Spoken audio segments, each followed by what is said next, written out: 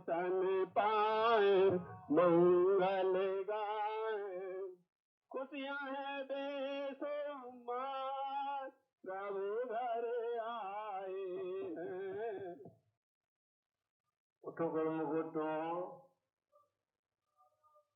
श्री गुरु महाराज जी का हुक्म है गुरु को उठो।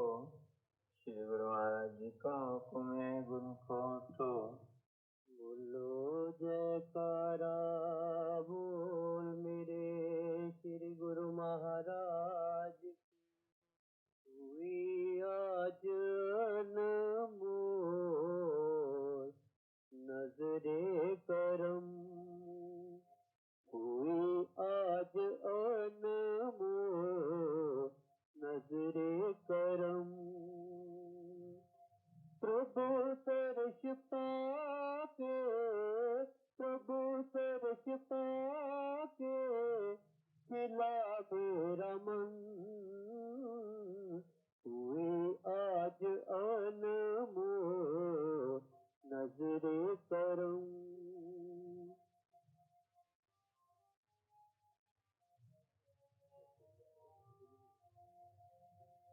लगी मुस्कुराने मेरी जिंदगानी, लगी मुस्कुराने मेरी जिंदगानी, बिना शक तुम्हारी हुई मेहरबानी, बिना शक तुम्हारी हुई मेहरबानी, महकने लगा, महकने लगा मेरे दिल का चमन, हुई आज अनमोल नजरे करम। प्रभु सरस पाके, प्रभु सरस पाके खिला मेरा मन, हुई आज अनमोल नजरे करम।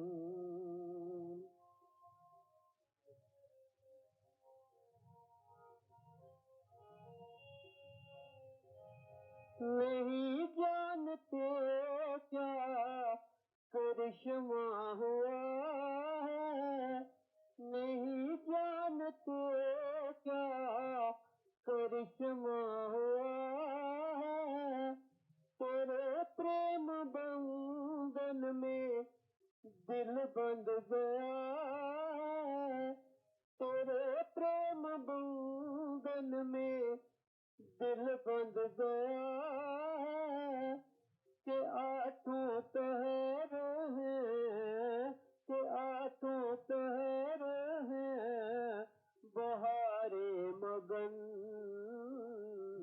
हुई आज अनमोल नजरे करम।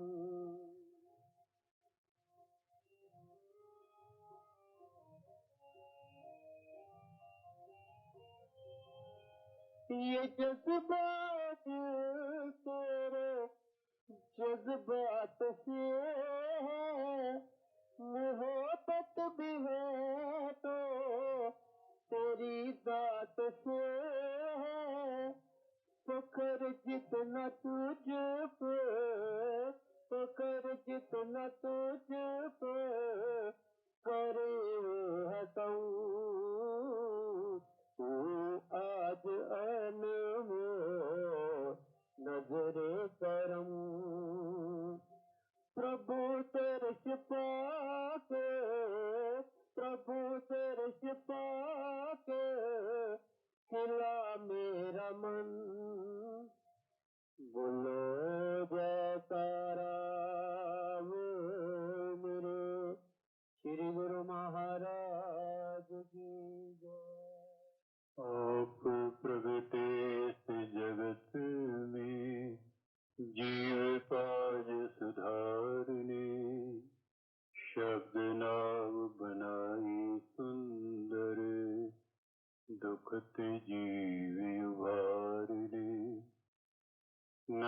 दीनता और दीनता से भेंट सतगुरु लीजिए। मैं हूँ शरणागत तुम्हारो, दास अपना कीजिए। ब्रह्म प्रणाम प्रणाम गुरु, पुनि प्रणाम सब संत। करत मंगलाचार्य, नाशत विघ्न अनंत। करत मंगलाचार्य, नाशत विघ्न अनंत। सौभाग्यशाली गुरुमुख मंडली इसी प्रकार अपने मन व चित्त की समस्त वृत्तियों को एकाग्र करते हुए एवं अपना ध्यान सन्मुख सुंदर सिंहासन पर सुशोभित अपने परम इष्ट देव श्री हजूर श्री सतगुरु दाता दयाल जी महाराज जी का पावन दर्शन दीदार करते हुए प्रेम सहित बोलिए जयकारा बोल मेरे श्री गुरु महाराज की जय। गुरुमुखो, जो हमारे परम इष्ट देव श्री हजूर श्री सतगुरु दाता दयाल जी महाराज जी ने आज श्री प्रयागधाम में कृपा फरमा करके हम सब गुरुमुख जनों को अपने पावन श्री दर्शनों से, पावन आशीर्वाद से एवं अनमोल वचनों से जो कृतार्थ किया है, ये हम जीवों पर श्री सतगुरु दाता दयाल जी महाराज जी का महान उपकार है। आज की शुभ घड़ी के लिए मैं सब गुरुमुख जनों को लाख लाख मुबारकबाद देता हूँ। जयकारा।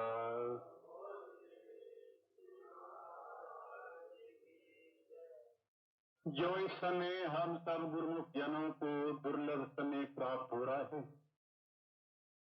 इस समय को प्राप्त करने के लिए ऋषि मुनि योगी तपस्वी संत जन भी याचना करते हैं। परम संत श्री कबीर साहब महाराज जी ने अपनी वाणी में लिखा है कि वो दिन कैसा होएगा जब गुरु गहेंगे बाहें, अपना कर बिठलाए के चरण कमल की छाए। वो कब कैसा दिन आएगा, शुभ घड़ी शुभ वेला, जब श्री सतगुरु दाता दयाल जी मुझे अपने पावन श्री चरण कमलों के अंदर बिठा करके मुझे अपने श्री दर्शनों से निहाल करेंगे। ऐसे दुर्लभ समय की परम संत श्री कबीर साहब महाराज जी भी याचना कर रहे हैं। वही दुर्लभ समय हमें श्री सतगुरु दाता दयाल जी महाराज जी की कृपा से इस समय प्राप्त हो रहा है। सारा बोल मेरे। रामायण के अंदर इतिहास आता है कि भीली जंगल के अंदर कुटिया बना करके भगवान की साधना करती थी कि जब भीली, जिसके गुरु मतंग ऋषि थे, जब मतंग ऋषि संसार से जाने लगे तो भीली ने अपने गुरु के चरणों में विनय की कि भगवान, आप संसार से जा रहे हैं, मेरा कौन सा ही होगा, मैं किसके सहारे पर अपना जीवन व्यतीत करूंगी, आप भी मुझे अपने साथ ले चलिए। मतंग ऋषि ने फरमाया कि भीली तो बहुत ही भाग्यशाली होगी, 12,000 साल जो है भगवान इस वन के अंदर तुम्हें घर बैठे बिठाए दर्शनों से निहाल करेंगे। प्रसन्न हो गई। इंतजार एक दिन अगले दिन से शुरू तैयारी कर दी। जंगल में जाती थी, बेर तोड़ करके लाती थी भगवान को भोग लगाने के लिए, और साथ में चखती भी थी कहीं खट्टा बेर न हो, भगवान को खट्टा बेर का भोग न लगाना पड़ जाए। वन में जाकर के फूल तोड़ करके लाती थी, बनाती थी और शाम को जो है जब देखती भगवान नहीं आए हैं तो खूंटी पर लटका देती थी। 12,000 साल बीत गए। एक दिन वो भी आया जो मतंग ऋषि ने फरमाया था, भीलनी तो बहुत भाग्यशाली होगी कि तुम्हें घर बैठे बिठाए भगवान के दर्शन होंगे। भगवान श्री रामचंद्र जी महाराज वन में आए। बड़े बड़े ऋषि मुनि योगी तपस्वियों की कुटियां बनी हुई थी, लेकिन पूछने लगे कि भीलनी की कौन सी कुटिया है।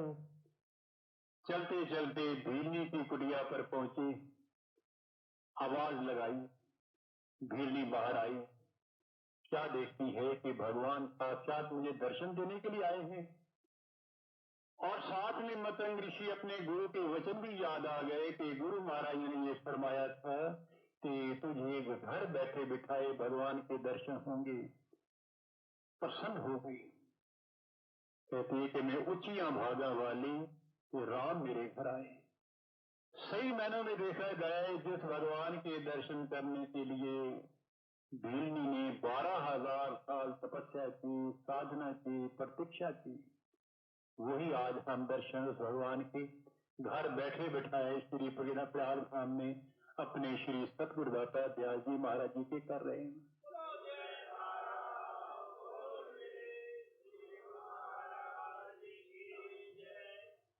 संतों ने तो यहां तक लिखा है कि अलख पुरुष की आरसी संतन ही की दे, लखा जो चाहे अलख को तो इन्हीं में लखते। है जिज्ञासु तो पार ब्रह्म परमेश्वर के दर्शन करना चाहता है, उसका दर्शन कैसे हो सकता है। फरमाया कि अलख पुरुष की आरती संतन ही की दे। जो संत सत्पुरुष हैं, पूर्ण सतगुरु हैं, उनका जो दर्शन दीदार है वो एक ऐसा आईना है जिसके अंदर तो पार ब्रह्म परमेश्वर के दर्शन कर सकता है। लिखा भी है कि गुरु परमेश्वर एको जान, जो तिस भावे सो परवान। गुरु और ईश्वर के अंदर कोई भी भेद नहीं है। गुरु ही ईश्वर का रूप है, लेकिन देखने वाली आंख होनी चाहिए कि सतगुरु पार ब्रह्म परमेश्वर है और हम जीवों को अपने साथ मिलाने के लिए, हमें काल और माया की कैद से निकालने के लिए नर का रूप धारण करके हमारे बीच में आते हैं और हमें जो है मोह माया की कैद से निकाल करके अपने धाम में ले जाना चाहते हैं। जैसे कोई इंसान, कोई कमजोर आदमी है, किसी कीचड़ के अंदर फंस जाता है, उसके अंदर इतनी सामर्थ्य नहीं कि कीचड़ से बाहर निकल सके, बहुत प्रयत्न करता है लेकिन निकल नहीं सकता। एक ताकतवर आदमी आता है, उसके पास खड़ा होकर देखता है तो ये कमजोर आदमी है, ये कीचड़ के अंदर फंस गया है, इसको कैसे निकाला जाए। अगर कीचड़ के किनारे के ऊपर खड़े होकर के उसकी आवाजें लगाने लग पड़े, भाई तुम कीचड़ से बाहर निकल आओ, भाई तुम कीचड़ से बाहर निकल आओ, उसके अंदर तो हिम्मत ही नहीं है, इतनी शक्ति नहीं कीचड़ से बाहर निकल सके। तो होता क्या है कि कीचड़ जो शक्तिशाली आदमी है वो क्या करता है कि उस कीचड़ के अंदर स्वयं प्रवेश करता है और स्वयं प्रवेश करके उस कीचड़ में जो फंसा हुआ इंसान है उसको निकाल करके बाहर ले आता है। इसी तरह वक्त के महापुरुष भी हम जीवों को मोह माया की कैद से आजाद करने के लिए, हम मोह माया की कीचड़ के अंदर फंसे हुए जीवों को आजाद करने के लिए स्वयं जो है नर का रूप धारण करके संसार में आते हैं और हम जीवों को बाजू पकड़ करके इस कैद से बाहर निकाल देते हैं। तो ये सत्पुरुषों का हम जीवों पर बहुत बड़ा उपकार है। लिखा भी है कि मन कर सम शत्रु नहीं कोई, तो गुरु समान कोई सज्जन। मन के बराबर संसार के अंदर जीव का कोई बड़ा शत्रु नहीं है और सतगुरु के बराबर जो है संसार के अंदर जीव का कोई हितैषी नहीं है। सतगुरु हमेशा सेवकों का कल्याण का चिंतन करते हैं, उनके कल्याण की चिंता होती है, उनको उनका बेड़ा पार करने की हर समय चिंता होती है और जितनी भी कार्रवाई वो संसार के अंदर करते हैं केवल सेवकों के उद्धार के लिए, सेवकों के कल्याण के लिए, और ये परमार्थ के कार्य करने के लिए वो अपने तन पर न जाने कितने कष्ट उठाते हैं कि जीवों का कल्याण हो जाए। जब महापुरुष इस धराधाम पर जीवों के कल्याण के लिए अवतरित हुए हैं तो सेवक का ये कर्तव्य है कि अपनी सुरती को सतगुरु के चरणों के साथ जोड़ दे, उनकी आज्ञा के साथ जोड़ दे, उनके हुक्म के साथ जोड़ दे। जैसे जैसे सतगुरु आज्ञा करते हैं, हुक्म करते हैं, आदेश जारी करते हैं, उसके ऊपर बराबर अमल करता जाए, अपने मन की जो है उसके अंदर चाल नहीं चलने दे। तो महापुरुष तो दया करते हैं, कृपा करते हैं। और ये जो आज आपको श्री सतगुरु दाता दयाल जी महाराज जी के पावन श्री दर्शन हो रहे हैं, और उन्होंने अपने मुखारबिंद से सब गुरुमुखों को कुशल मंगल पूछी। तो ये कौन है ऐसी संसार के अंदर है जीव का जो हमारी कुशल मंगल पूछे? केवल वक्त के सतगुरु ही हैं। तो हम भी जो है अपनी सुरती को सतगुरु की आगे के साथ जोड़ दें, उनके हुक्म के साथ जोड़ दें। इसमें हमारा भी कल्याण होगा, महापुरुषों की भी प्रसन्नता होगी। और एक बार फिर से आज के शुभ दिवस की शुभ घड़ी की मैं सब गुरुमुख जनों को लाख लाख मुबारकबाद देता हूँ। बोलो जयकारा बोल मेरे।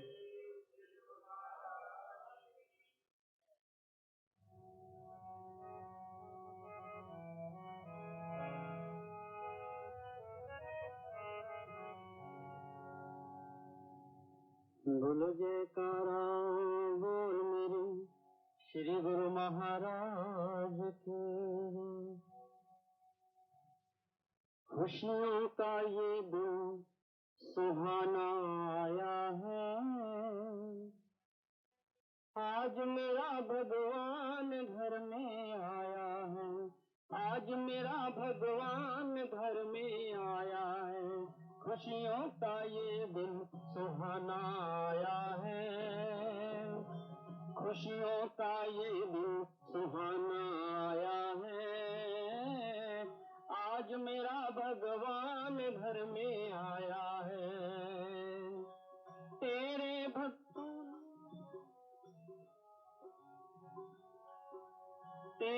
भक्तों ने किया दिल से स्वागत, तेरे भक्तों ने किया दिल से स्वागत, आज हवाओं ने तराना गाया है। खुशियों का ये दिन सुहाना आया है, आज मेरा भगवान घर में आया है।